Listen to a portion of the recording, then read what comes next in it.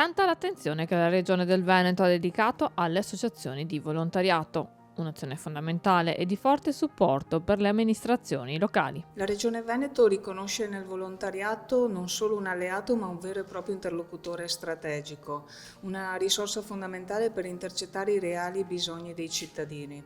Per questo ogni anno finanziamo con i progetti in ambiti cruciali come la salute, la sicurezza sociale, la cultura, il lavoro, la formazione. Penso ad esempio al trasporto sociale, ma anche al fatto di dare la possibilità a queste associazioni di rafforzarsi e di introdurre modelli sostenibili nel tempo.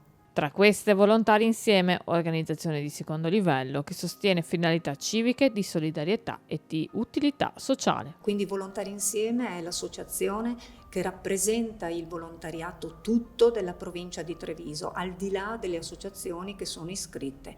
Nel territorio trevigiano ci sono 1600 realtà, è un vivaio importantissimo per quanto riguarda il volontariato di vecchia generazione, se possiamo così chiamarlo, ma anche il volontariato nuovo, di tutti quei giovani che hanno costituito nuove associazioni, che si avvicinano al volontariato con una grande voglia di cambiamento. Fondamentale inoltre anche il capillare lavoro delle Proloco. Sono oltre 500 in Veneto, al cuore delle associazioni ci sono i volontari, sono oltre 60.000 le persone che dedicano tempo, risorse e competenze per organizzare, animare, accogliere. Motivare i giovani a dedicarsi al volontariato è una delle sfide delle associazioni. Oggi si va verso la certificazione delle competenze.